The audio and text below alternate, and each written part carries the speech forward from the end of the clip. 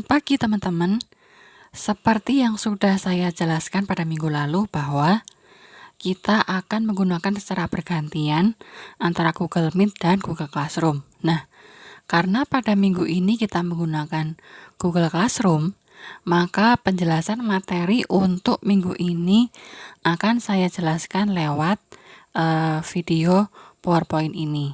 Nah, seperti yang sudah saya jelaskan pula bahwa kita akan mengawali pembahasan kita tentang media monitoring dengan terlebih dahulu memahami tentang perencanaan strategis dalam manajemen PR. Nah, kenapa pembahasan ini penting untuk diulas di awal sebelum kita membahas tentang media monitoring? Karena dalam perencanaan strategis inilah akan dilakukan media monitoring. Jadi, dalam penjelasan di pertemuan kali ini, harapan saya adalah teman-teman punya gambaran bahwa media monitoring itu akan dilakukan di tahapan mana dalam sebuah perencanaan strategis. Oke, kita akan mulai pembahasan hari ini. Kita akan mulai terlebih dahulu dengan membahas tentang manajemen PR. Oke, manajemen PR ini adalah kerangka besar yang menggawangi perencanaan strategis.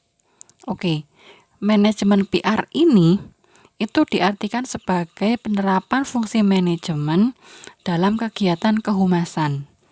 Atau manajemen humas ini juga dilihat sebagai manajemen isu, yaitu strategi untuk mengidentifikasi, mengantisipasi, dan merespon isu yang muncul di hadapan publik. Jadi, dari dua hal ini, kata kunci yang bisa kita ingat adalah manajemen PR itu kaitannya dengan penerapan fungsi manajemen. Jadi dari mulai perencanaan, pengorganisasian, penjadwalan, sampai nanti evaluasi yang outputnya adalah kegiatan kehumasan atau kegiatan PR.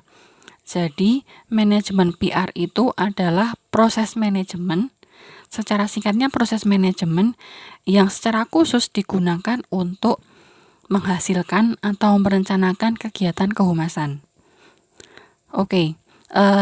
Dari sini kita lihat ketika sebuah perusahaan akan melakukan manajemen PR untuk meningkatkan performa, maka proses perencanaan ini nantilah yang disebut perencanaan strategis. Jadi ketika sebuah perusahaan akan membuat kegiatan kehumasan, nah di situ kan pasti ada proses perencanaannya dari awal. Dari mulai mencari data, kemudian koordinasi, kemudian menyusun strateginya. Nah, proses ini nanti proses untuk merencanakan sebuah kegiatan atau menghasilkan program ini nanti yang disebut dengan perencanaan strategis. Oke, dari sini kita lihat apa sih perencanaan strategis itu? Oke, perencanaan strategis. Perencanaan strategis adalah rencana jangka panjang yang dirumuskan dan itu terkait dengan tujuan utama yang ingin dicapai organisasi. Jadi yang namanya perencanaan strategis ini menjadi alat utama atau alat primer untuk mengidentifikasi dan memprioritaskan isu strategis yang menjadi rujukan dalam membuat perencanaan organisasi. Jadi yang namanya perencanaan strategis itu kita memprioritaskan isu apa saja yang dihadapi oleh perusahaan atau organisasi. Misalkan itu ternyata image atau citra kita di hadapan masyarakat ternyata kurang meyakinkan, atau misalkan ada masalah krisis dalam perusahaan kita. Nah, kita prioritaskan dalam perencanaan strategis itu, nanti kita prioritaskan dari isu-isu ini mana yang terlebih dahulu akan kita selesaikan, dan itu harus terkait dengan tujuan utama maupun visi misi perusahaan. Oke, dari sini kita lihat apa sih sebenarnya yang menjadi tujuan kenapa perusahaan itu harus melakukan perencanaan secara strategis untuk menghasilkan satu kegiatan PR atau kehumasan, karena satu tujuan untuk perencanaan strategis ini atau manajemen PR ini untuk membangun citra atau identitas perusahaan. Jadi, dengan kalian menyusun perencanaan strategis dalam membuat kegiatan kehumasan, nah, ini nanti arahnya salah satunya untuk membangun atau meningkatkan citra perusahaan yang positif. Itu yang utama. Kemudian, selain membangun citra dan identitas perusahaan, melakukan perencanaan strategis ini juga untuk menghadapi krisis. Ini juga salah satu hal yang penting untuk dilakukan perusahaan terkait dengan perencanaan strategis. Ketika perusahaan itu menghadapi suatu masalah, entah itu misalkan ada pemogokan karyawan, atau misalkan ada isu terkait produk kita di tengah-tengah masyarakat, misalkan ada isu, ada banyak komplain tentang produk kita, kemudian ini berimbas pada reputasi perusahaan dan membuat perusahaan itu terancam mengalami krisis. Nah, perencanaan strategis itu salah satu tujuannya untuk menghadapi krisis atau permasalahan yang dihadapi perusahaan. Jadi ketika melakukan perencanaan strategis, kita bisa membuat strategi yang tepat untuk mengatasi permasalahan ini, sehingga harapannya reputasi perusahaan dapat diselamatkan. Nah, selain berhubungan dengan perusahaan, yaitu membangun citra dan menghadapi krisis, perencanaan strategis ini juga untuk mempromosikan aspek nilai sosial ke masyarakat. Misalkan dengan kalian melakukan perencanaan strategis untuk membuat program CSR atau program event-event sosial untuk masyarakat. Nah, di sini yang kalian lakukan itu tidak hanya untuk membangun citra positif perusahaan, tapi juga mengajarkan atau sharing nilai sosial ke masyarakat, sekaligus mendukung perkembangan masyarakat di sekitarnya. Oke, ini adalah tujuan dari perencanaan strategis. Jadi, ketika kalian melakukan perencanaan strategis untuk menghasilkan satu kegiatan atau program PR, nanti tujuannya akan salah satu atau dua di antara tiga tujuan ini.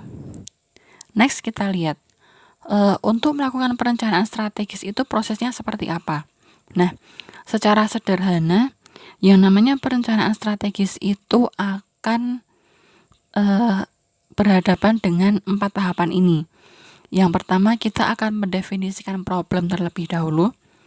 Jadi kita melakukan pengumpulan data untuk melihat opini di sekitar kita, kemudian juga mengenali situasi yang dihadapi. Kemudian setelah mendefinisikan problem, tahap kedua adalah planning. Jadi kita mulai menyusun langkah yang harus kita lakukan sesuai dengan data yang kita dapatkan. Nah, kemudian setelah planning kita mulai melakukan action atau melancarkan aksi. Nah, setelah aksi dilancarkan, yang sangat penting untuk dilakukan adalah melakukan evaluasi. Sejauh mana program yang telah kita jalankan itu benar-benar sesuai dengan apa yang direncanakan. Kemudian benar-benar mencapai apa yang kita inginkan. Oke, dari sini kita akan membahas satu demi satu tahapan ini. Sekarang kita bahas dulu dari mendefinisikan problem. Oke, dalam mendefinisikan problem ini, langkah pertama yang harus kalian lakukan itu adalah riset situasi. Dalam riset situasi ini, seorang PR harus melakukan riset atau pengumpulan data, baik itu ke internal perusahaan. Internal perusahaan itu nanti ke top manajemen dan juga karyawan internal perusahaan, dan juga eksternal. Eksternal itu baik itu ke konsumen, kemudian masyarakat di sekitar lingkungan perusahaan, bisa juga dengan pihak-pihak yang menjadi investor, dan tidak lupa juga melakukan screening atau memantau hasil pemberitaan di media tentang perusahaan kita. Nah, ini adalah tahapan pertama di mana media monitoring itu juga dilakukan. Jadi dalam riset situasi ini, ketika kalian harus mendapatkan gambaran secara menyeluruh tentang situasi yang dihadapi perusahaan, selain kalian itu mewawancarai dari top manajemen dan karyawan, kemudian wawancara atau survei dengan lingkungan sekitar perusahaan.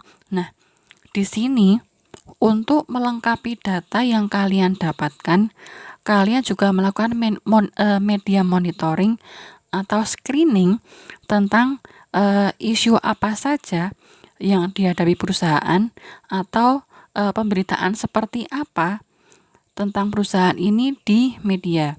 Jadi, kalian akan mendapatkan gambaran yang menyeluruh tentang situasi real yang dihadapi perusahaan.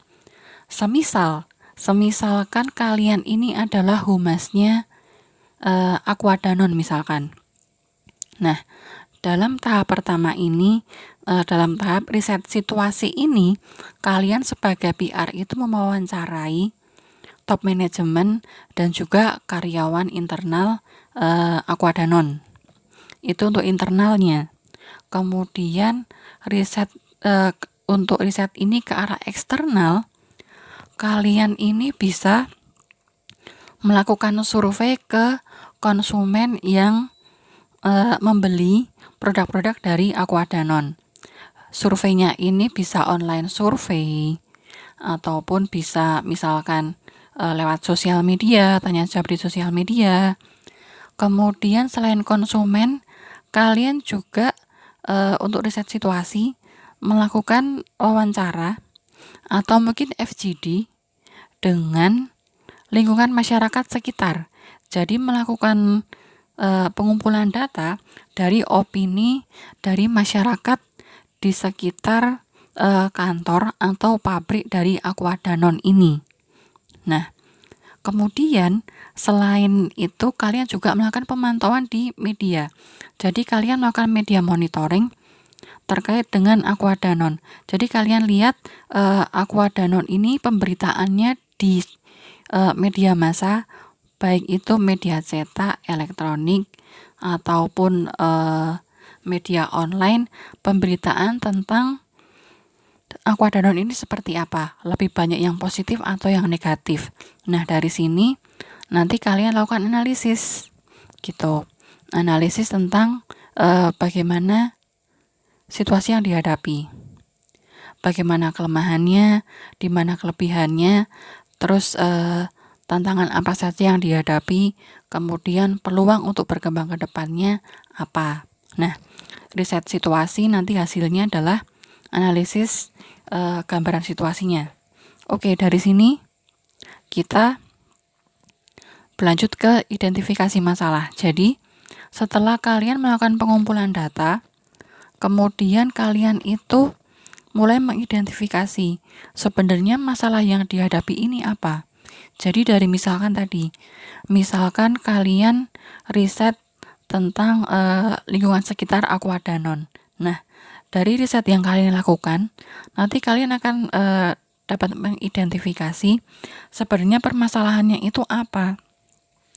Misalkan, ternyata dari riset yang kalian lakukan, ternyata permasalahan yang dihadapi adalah ada beberapa kelompok masyarakat di sekitar pabrik dari Aquadanon ini yang merasa terganggu dengan kehadiran pabrik ini.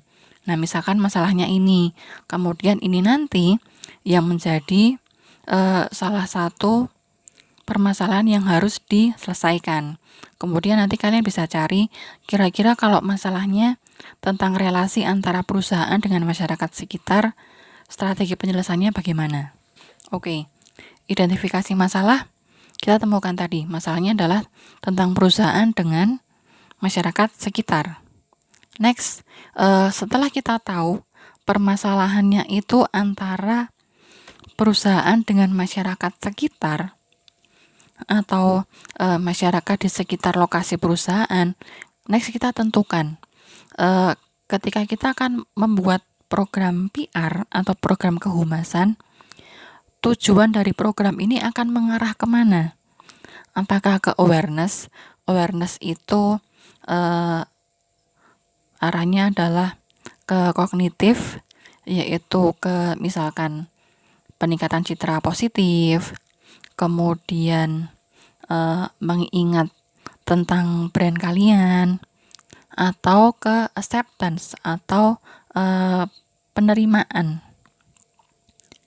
Jadi mengubah sikap masyarakat dan juga meningkatkan minat masyarakat terhadap perusahaan kalian. Ataukah tujuannya ke action, yaitu membangun opini dan menggerakkan perilaku masyarakat. Nah, misalkan dari permasalahan antara Aquadano dengan masyarakat tadi, tujuannya ingin kemana? Misalkan tujuannya ke acceptance, yaitu supaya masyarakat yang tadinya menolak kehadiran perusahaan kalian itu kemudian menjadi menerima kehadiran perusahaan kalian, menerima kehadiran Aquadanon ini, dan juga bersedia membantu operasional dari Aquadanon. Misalkan arahnya ke acceptance. Nah, dari menentukan tujuan, nah kemudian ini kita masuk ke tahap selanjutnya, tahap planning. Level pertama dari tahap planning adalah menentukan target audience. Kalau misalkan tadi permasalahannya adalah antara kalian dengan masyarakat sekitar, kemudian tujuan yang ingin kalian capai adalah bagaimana masyarakat itu mengubah penilaiannya atau pemikirannya tentang perusahaan kalian. Nah, ketika dengan tujuan ini kalian tentukan nanti yang menjadi target sasaran siapa. Misalkan yang jadi target sasaran utama adalah masyarakat yang tinggal dalam radius 1 sampai 5 km dari perusahaan. Misalnya seperti itu. Kemudian yang sekunder siapa? Yang sekunder misalkan masyarakat yang tinggal dalam area satu kecamatan atau satu kabupaten dari lokasi perusahaan kalian. Jadi di sini kalian tentukan dari tujuan yang ingin kalian capai, nanti ditujukannya untuk siapa saja. Yang kira-kira target ini nantinya ketika program itu dilaksanakan, itu punya potensi untuk memberikan sumbangsih pada peningkatan reputasi kalian. Jadi mereka punya potensi untuk bisa menceritakan ke masyarakat sekitar bahwa perusahaan kalian sudah menjadi lebih baik, sehingga dari share cerita atau informasi ini harapannya tidak hanya target audiens yang merasakan adanya manfaat itu, tapi juga masyarakat luas lama-kelamaan juga percaya bahwa perusahaan kalian menjadi lebih baik. Oke, dari menyeleksi target, kita kemudian ke ini. Kalau kalian sudah memasang target siapa yang akan kalian tuju, misalkan targetnya tadi adalah masyarakat dalam radius 1-5 km, itu publik audiens utamanya, kemudian yang sekunder adalah masyarakat dalam radius 1 kecamatan misalkan. Nah, kemudian kalian tentukan untuk mencapai masyarakat ini, strategi seperti apa yang akan kalian lakukan. Nah, ada 2 macam strategi. Strategi pertama adalah proaktif, yang kedua adalah reaktif. Proaktif itu arahnya untuk menguatkan citra, tapi reaktif itu arahnya untuk membangun kesepahaman dan memperbaiki reputasi. Jadi kalau reaktif itu lebih untuk manajemen krisis. Nah, tapi selain manajemen krisis, misalkan untuk CSR atau untuk promosi atau meningkatkan citra perusahaan, itu arahnya akan ke proaktif.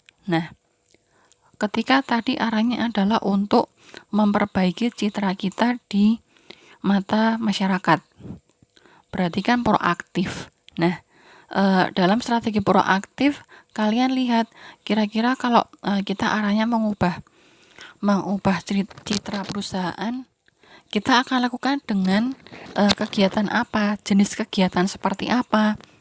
Misalkan dengan sponsorship, atau misalkan dengan kegiatan sosial. Nah, misalkan yang kalian pilih adalah dua kegiatan ini, sponsorship dan kegiatan sosial. Nah, setelah itu dari strategi kalian lihat taktik seperti apa yang akan kalian gunakan supaya kegiatan yang kalian pilih ini tadi tidak hanya diketahui oleh masyarakat di sekitar, tapi juga diketahui oleh masyarakat luas dan juga punya potensi yang sangat tinggi untuk peningkatan reputasi kalian nanti di mata masyarakat. Maka dalam menyusun taktik ini ada 3 macam. Yang pertama dengan interpersonal taktik. Jadi yang kalian lakukan adalah dengan menggunakan aktivitas komunikasi interpersonal. Jadi misalkan dalam kegiatan sponsorship, nah itu ada aktivitas komunikasi interpersonalnya.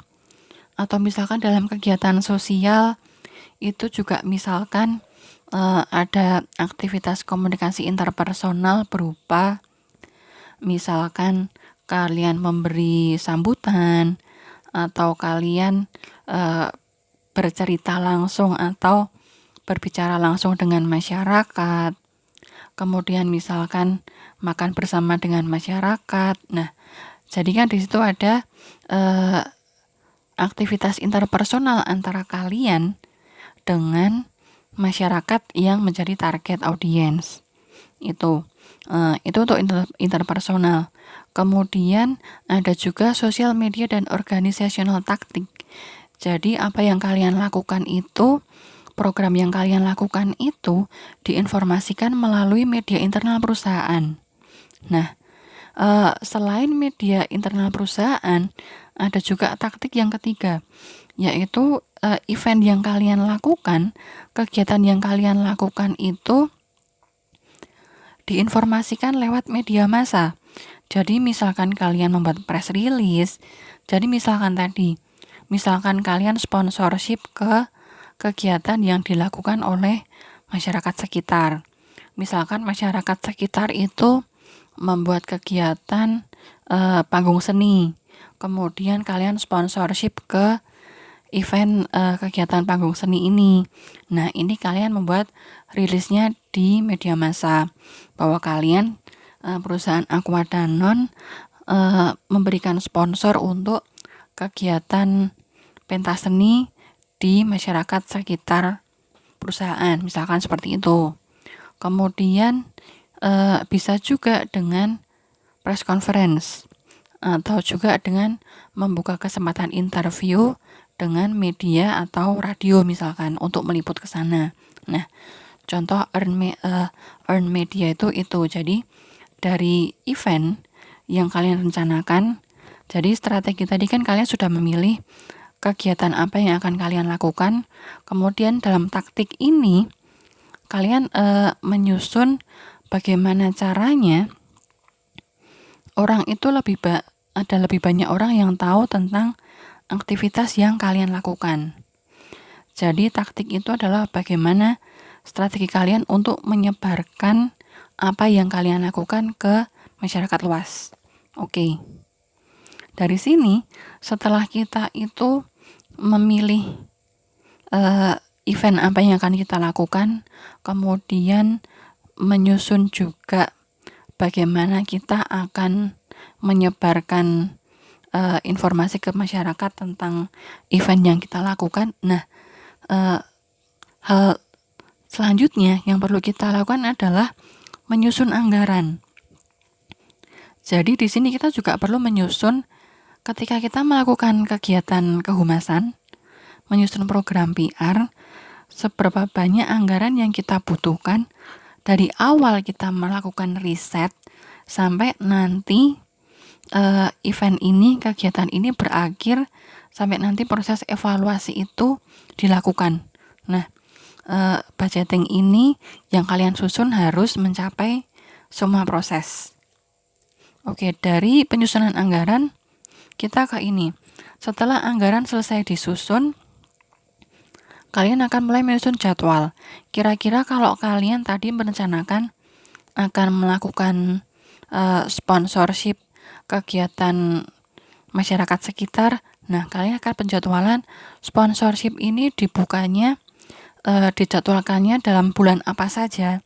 Apakah setiap bulan dalam 1 tahun atau di bulan-bulan tertentu. Kemudian kalau kalian merencanakan kegiatan sosial, nah kegiatan sosial ini kapan akan dilakukan? Apakah akan dilakukan di pertengahan tahun, atau di awal tahun, atau di akhir tahun? Nah, itu yang dimaksud dengan action. Jadi, kalian lakukan penjadwalan atau membuat timeline dari pelaksanaan program yang kalian rancang tadi. Nah, bagian terakhir dalam sebuah perencanaan strategis, ketika program itu sudah dilaksanakan, bagian akhirnya adalah kalian melakukan evaluasi. Nah, dalam evaluasi ini, inilah dilakukan juga media monitoring. Jadi dalam evaluasi ini, kalian kan mengevaluasi sejauh mana sasaran dan tujuan yang ditetapkan itu tercapai. Nah, bagaimana metode untuk melakukan evaluasi ini? Itu ada beberapa cara, bisa dengan survei ke masyarakat yang menjadi target audiens atau yang menjadi target dari program. Kemudian bisa juga dengan media monitoring. Jadi, kalian tadi kan dalam taktik sudah merencanakan kegiatan ini akan di-share kemana saja, akan dipublikasi kemana saja. Nah, dari situ kan kalian bisa melakukan media monitoring. Ketika saya sudah mempublikasi kegiatan sponsorship saya ke masyarakat sekitar atau kegiatan sosial yang saya lakukan untuk masyarakat sekitar, nah, hasil dari publikasi saya ke media ini seperti apa? Pemberitaan yang media lakukan dari aktivitas yang saya lakukan itu seperti apa? Apakah sama seperti yang saya lakukan atau ada yang berbeda? Nah, ini fungsinya media monitoring. Nah, kemudian dalam evaluasi ini, evaluasi itu ternyata tidak dilakukan hanya di akhir program, tapi evaluasi itu juga perlu dilakukan pada saat kalian implementasi taktik tadi.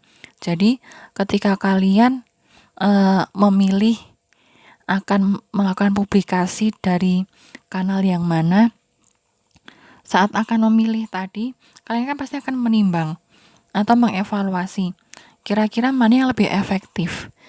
Misalkan memilih media, kira-kira dengan event seperti ini, dengan target audiens seperti ini, kira-kira media mana yang paling tepat.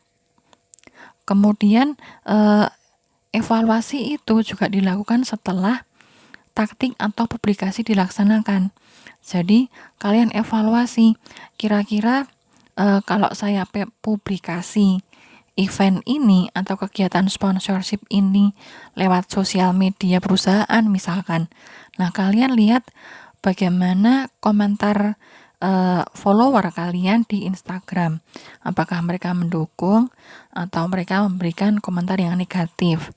Nah, jadi ini pentingnya evaluasi. Oke, ini adalah sedikit gambaran tentang perencanaan strategis manajemen PR. Dalam perencanaan strategis ini, secara singkat kita bisa melihat bahwa yang namanya media monitoring itu dilakukan sebanyak 2 kali. Yang pertama di awal dalam riset untuk mendapatkan gambaran awal situasi perusahaan, dan juga di tahap paling akhir untuk kalian mendapatkan gambaran sejauh mana program yang kalian susun, program yang kalian rencanakan dalam perencanaan strategis ini mencapai tujuan dan sasaran yang ditetapkan perusahaan, dan juga sejauh mana media itu memberitakan tentang perusahaan kalian atau organisasi kalian sesuai dengan kenyataan atau fakta yang ada di lapangan. Oke, sekian penjelasan dari saya tentang perencanaan strategis. Silakan kalau ada yang belum jelas bisa ditanyakan dan kita akan lanjutkan ke sesi diskusi. Terima kasih.